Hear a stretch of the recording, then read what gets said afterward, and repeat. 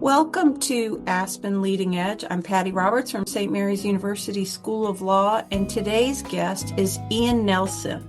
He is a co-founder of Hotshot, and Hotshot is something that St. Mary's has recently contracted with. It has professional training for lawyers and, as it turns out, law students. We're going to use it for our law students, probably the AI concentration first. But Ian, why don't you first tell us a little bit about your background and why you founded Hotshot and what role it plays in training the lawyers of today and tomorrow? Well, thank you for having me on. I'd be happy to answer that, of course, and thanks for becoming a newest Hotspot customer. We appreciate it. Yeah, so to answer your question, my background and how it sort of led to Hotshot, I came up as an M&A lawyer, so I'm a recovering M&A attorney, and I went to Hofstra Law School, which gave me a great education. But I did well in school, law review, the whole thing. Got to my law firm, big law firm in New York City, and on my first assignment, the partner said, "Okay, Ian, you are now assigned to a reverse triangular merger.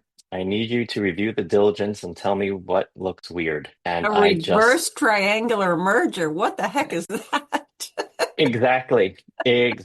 I've never heard that term in my life. I didn't know what diligence was. I certainly didn't know what would be weird. It all sounded weird. And I just thought I just did 3 years of law school and I'm completely and utterly unprepared for this job. Look, law school training has come a long way since then, but that was sort of the beginning of me thinking, wow, there may be something that could be done in education and training. And I practiced for 6 or 7 years, and I left practice to help start and run Practical Law Company, Practical Law, that's now part of Thomson Reuters, as most people know. And I really just always had a passion for helping law students and lawyers learn and work more efficiently and effectively and all that stuff. So my own experiences as a clueless baby lawyer sort of ultimately led to this idea behind Hotshot. It's very cool that that moment when you were like a deer in the headlights ended up changing the trajectory of your career. So yes, I think we are all familiar with the Thomson Reuters project, Practical Law, but not everyone is familiar with Hotshot. I was not until I read about your partnership with Suffolk University School of Law in AI for their first years. And so please tell the audience, what does Hotshot do and what is it doing specifically with law schools now? Yeah, sure. So we're a learning platform for the legal industry. That's sort of what it says on the package. Really, we have hundreds at this point, hundreds and hundreds of very short, very practical, bite-sized videos that cover legal skills, professional skills, technology skills, business skills. And, anyone familiar with a site like a Khan Academy or, in law school, people familiar with a Quimby, it's sort of like that for the legal industry. We just found that the industry legal isn't always at the forefront of the latest innovations out there in the world, unfortunately. And what my partner Chris and I did, my co-founders, is Chris Wedgeworth. We worked together at Practical Law. We really looked at EdTech and just thought there's an opportunity to bring this concept to the legal industry. So Hotshot is really about just a modern EdTech approach to training. And we really complement and supplement what firms and schools do. We work with a whole bunch of law schools, half the AmLaw 100s, and we're a complement and a supplement, right? And we'll get into that a bit more.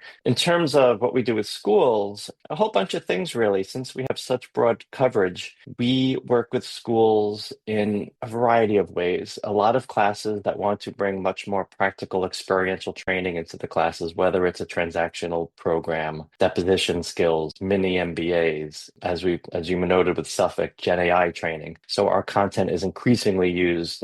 Faculty and professors will weave our courses throughout their syllabus, or career services will hand out our videos to students. They can learn about what the heck is M&A practice, what do civil litigators do, what is the bankruptcy practice, how do I read a balance sheet, all these sorts of things. So we have lots of resources, and obviously students use our stuff when they become first years or when they're summer associates so that they don't have that deer in the headlights moment. So one of the tutorials that I recently came across was one on Microsoft Word. And I'll tell you that I wouldn't have thought 6 months ago that that was anything too important. But what we're finding with students coming to law school now is that many of them have not used Microsoft Word. They're using Google Docs all the time. And of course, firms are not using Google Docs. So I appreciated seeing that and expect it will likely be assigned by our career strategy office. It's so funny you say that. That has been one of the more surprising things to me over the past 6 months. That topic on our site has become one of the most popular topics for exactly what you're saying. This generation grew up on Google Docs and they literally have no idea how to use Word. It's not their fault. So in schools, legal writing classes are now embedding our Word courses into the curriculums. And you have partners at firms that just can't comprehend why an associate can't use Word. Just it's shocking to them. So it's just a generational disconnect. So yeah, and our course on same thing with Excel. We have a whole topic on Excel. Same deal. I think I should probably take the Excel one.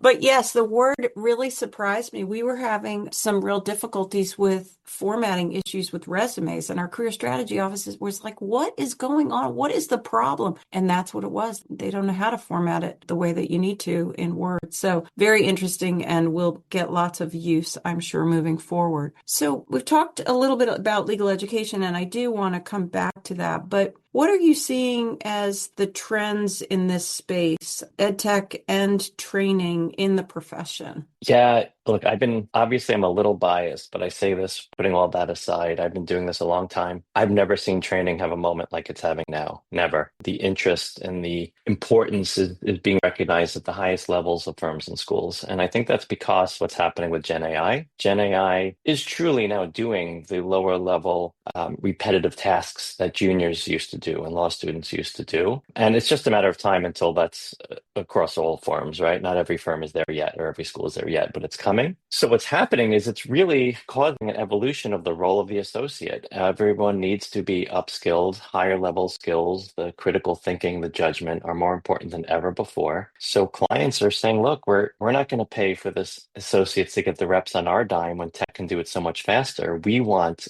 the juniors providing much higher level thinking and analysis and all that stuff. So training programs are changing accordingly. So what we've been seeing with all the schools and firms we work with is really a complete review of training curriculums, right? Not just legal skills, but higher level legal skills, professional skills, right? The human skills everyone talks about, business skills, learning client industries, how to review financials, all that stuff. And of course, the tech suite, not just AI, but we talked about Word. So we're seeing a full review of the curriculum. And we're also looking at the other big thing that's happening is how students and associates are being trained. Much more focus on experiential learning, much more focus on learning by doing, a big move away from lectures. So that's just been whole cloth, and every organization that we work with is looking at that. And how is Hotshot responding in this moment? Yeah, in a few ways, it's funny. When we started Hotshot, we always thought we would be a really practical on-demand resource, right? To help that deer in headlight moment. Someone's assigned a deposition. Uh-oh, never done that before. Let me quickly watch a short video on it. But we've been responding in a few ways to what's happening, not just in this Gen AI moment, but really it started post-COVID, I would say, when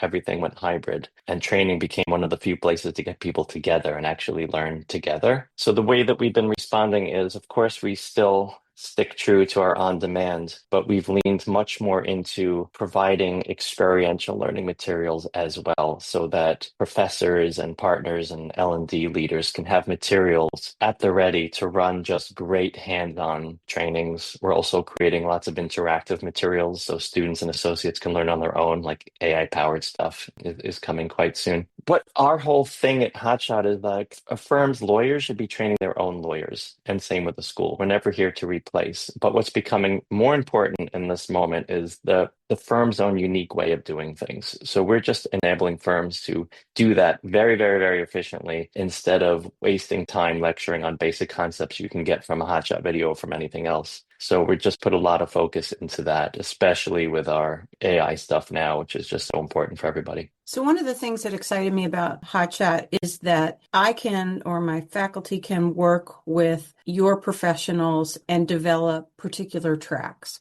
If we wanted to give credit for something as a supplement to a course, or if we wanted to offer some sort of certificate, and there are ways that we can just work with you to develop what is most ideal for us. But I'm very interested in this idea of these experiential learning or interactive activities and materials that you're presenting. And I'd love an example, like of one for a course for a school that you all have. And are these things that are generally part of your suite, or are they in response to a specific client's request? Yeah, sure. Yeah, and I think the learning tracks are great because it's a scalable way to just have a self-directed learning program at any time. And our team is amazing at helping schools figure out their own curriculums, and that's really cool. No, the experiential stuff, it wasn't in response to a particular client request. We got so much client requests on the concept generally, and we're just always traveling around and meeting with firms and schools. We just saw the need developing. So we created it as part of our standard offering now. Specific example, we have two types of resources when it comes to the experiential learning side. Much shorter programs and much more in-depth, full, simulated programs. So if anyone's familiar with Blue Apron, the cooking company, right? Blue Apron will deliver the ingredients, tell you how to put it together, but you're the chef at home giving it your own spin or your own spices or whatever. Yes, I So have to say, Ian, I haven't done Blue Apron for years, but everything takes much longer than they say. I'm just going to put it oh, out. of course, of course, of course, of course. Totally. We created these, what we call discussion guides or facilitator guides. All the information, so an example that a professor or a partner at a law firm would need to run an experiential flipped classroom interactive program. And specifically what I mean by that is, let's say someone wanted to run a class or a training program on M&A deal structures, right? I mean, what that could be, or sometimes unfortunately still is just a lecture with slides on deal structures that someone talks through. That's not all that great. The way we come at it is we give a hypo that we've worked on with very senior M&A lawyers. Here's a fact pattern that is going to be very typical, a situation associate would face, related discussion questions, a format of how to run the program, a link to a hotshot video that has the basics before the class, so that when the class starts, everyone has watched the video, they understand the basics, they've read a half a page hypo, and then from the start of the class, it's a conversation and they're applying what they learned. So that's just one example. We have hundreds of those on the website across all the topics, including Gen AI. But the more in-depth one, we're building now full workshops. So an example in the Gen AI space, because we picked on M&A, but we just did launch a whole simulated M&A workshop in the Gen AI space. And the reason we built it is we're getting lots of requests that people want to learn by doing, not just have lectures about use cases. So we created hypos, sample documents that can be uploaded into LLMs, scenarios, instructions for the facilitator, instructions for the students to use an LLM for things like client development, right? Help with a pitch, client communication, summarize a new piece of legislation, litigation work, right? Mess around with this deposition summary and do this, and this. So we're arming organizations with a full kit of how they can implement it at their firms and schools for their tools, their policies, whatever. It doesn't matter if you're a Claude shop or a ChatGPT or a whatever. That's what it's for. So I know people will be extraordinarily interested in your Gen AI suite. So if you can talk a little bit about that suite and how schools or firms are using it, that would be helpful. Yeah, sure. So everything we do is based on custom requests, right? Everything we create. What we were seeing is that a lot of orgs are racing to put particular tools in place. And a lot of those tools have training on the particular tool, which is good. But what was missing was good foundational level setting training on the fundamentals of Gen AI, right? So sort of a prerequisite to get access to the particular tool. So what we created is a suite of very short, very practical courses that cover foundational things everyone needs to know. And it's meant to meet people where they are, from more advanced stuff to more basic stuff. So courses on basic terms and concepts in Gen AI, right? What's a closed system? What's open, neural networks, all that. What is an LLM? How does it work? What are the risks? What are the use cases? Courses that go through all the ethical rules, right? All the rules of professional responsibility, use cases for deal lawyers, use cases for litigators, prompting basics, a mix and match collection of courses that cover all these different things. And what's happening is schools are rolling these out to the students, even to faculty. You mentioned Suffolk. Suffolk, now we have a partnership with them, or every 1L at the school takes some of our courses. We're now working with you. And firms are doing the same thing. Firms are requiring people, lawyers and professional staff, to take the Hotshot programs. And we also have CLE for them too, which is always a bonus for our short little courses. We now offer CLE if you watch enough of them. That's really exciting. So when you say short videos, what length are you talking about? And who's developing these materials and appearing in the videos? So the length of an average Hotshot course is 10 to 15 minutes, broken into short sections of a few minutes each. We found that past 5 or 10 minutes straight, people are tuning out. So the way the content is developed is I came up through big law and practical law. So quality of content is the most important thing that we focus on. So what we do is we hire teams of experts, subject matter experts, etc., that work as a collective group. So there's lots of reviews built in, and we have reviewers that we hire after we write the scripts. So we really have a pretty full-on vetting process before we hire a team of experts. And I have amazing colleagues at Hotshot that oversee the content creation process, who themselves are former PD leaders and lawyers and all that stuff. And we just, we write everything from scratch to make sure it's as practical as possible, as short as possible. And then what we do is we have great animators and designers that bring everything to life so it sounds and looks great. So your question about who presents it, it was really funny. In our early days, we piloted this concept, and half the firms and schools we talked to said, you have to have a lawyer reading the scripts or no one will believe it. And the other half said, please, Lord, don't have lawyers on camera. We have enough of that in the industry. Which we thought was funny. So the typical Hotshot course, you would never know it, but the people you see on screen are actors. Like, we're a SAG certified company, but people think it's like an eighth year at Skadden or something. The only difference is we do have courses and in the AI topic where we interview experts in the field to get their perspectives. So you'll see law school leaders, law firm practice group heads, innovation leaders, legal tech people, clients sharing perspectives. We sort of mix in all these different tools depending on the content. So since your inception, what do you find are the most utilized topics? I'm going to just assume right now AI is the hugest given the moment, but otherwise, what sorts of topics do you find that firms and schools are relying on the most? I would say, yeah, AI now for sure, where it is we talked about. Our accounting and finance topic is always one of the most popular ones. It covers the real basics of finance and accounting and some more advanced things. And especially now with business skills becoming more important, that one is always top of the list. And the fundamentals of major practice groups, so our M&A basics topic, our civil litigation basics topic, are always super popular. Those are usually near the top. And you're working with half of the M Law 100? Is that what you said? Yep. That's Yep. Yep. amazing. So Thank is you. this an essential part of training typically for their associates? I like to think so.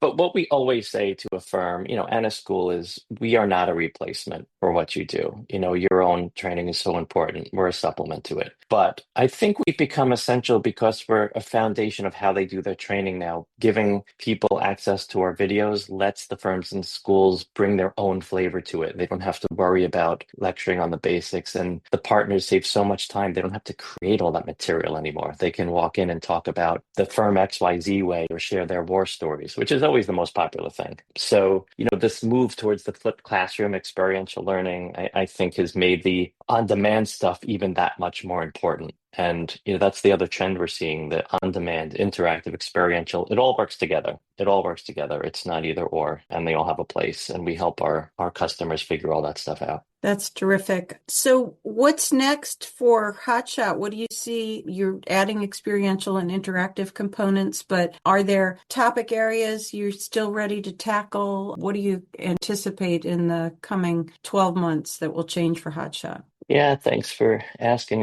The challenge and the opportunity with a content business is there's unlimited content you create, which is fun and great, but also it gets stressful because we get requests for please do more practice areas, have IP, do real estate, do employment. We just launched in London. We have a UK topic. We're now getting interest from in-house counsel. So we're just trying to balance it all. But in the immediate roadmap ahead of us, another interesting trend with this moment in training is the human sort of professional skills are getting much more important. So next week, actually, we're launching our very first professional skills topic called Professionalism and Communication. And it covers things like how to properly take an assignment from a more senior lawyer, how to properly give an assignment if you're a more senior lawyer, how to receive feedback, how to give feedback, tenets of good client service, a good professional presence, all those sorts of things. So I think we're going to keep going down that road and build out more professional skills because they're just so critically important now. And we'll keep building out the core practice areas and a lot more Gen AI content in the coming year. A lot more courses, a lot more workshop, scenario-based stuff, I think is coming in the near term. That's terrific. I love that you're going to go after those soft skills, some of that emotional intelligence,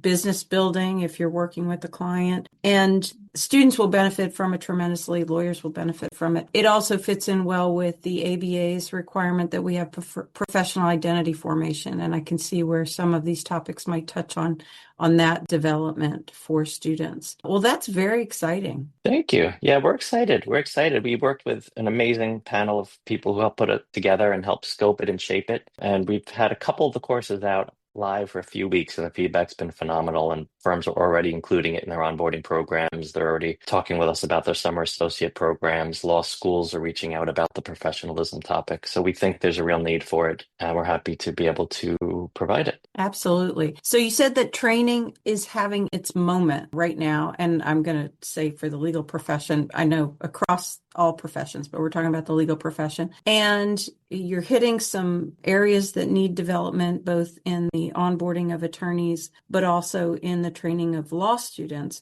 And so I wonder if you're looking at all that Hotshot has done and the interest of others, the schools that you're working with, the needs of the firms. What are your predictions for the future of legal education in the coming decade? And if the prediction is different, what should they include that might involve this kind of training? Yeah, gosh, so hard to know, especially now in this Gen AI era where in a month from now things look different. I would say that the interest and need for really thoughtful training programs is only going to grow. And I think that the skills covered are only going to keep going up and up and up and up and up, right? And the core skills that someone needed a year or two ago are going to look quite different going forward. The other thing, which sort of sounds counter, though, there's also a big push, which I think will keep growing towards making sure people are trained on the absolute basics, because what's going to be happening is that clients are doing work on their own. They're sending the outputs to the firms for a quick review. And if an associate isn't trained on the underlying building blocks of the work, they're going to be in no position to review outputs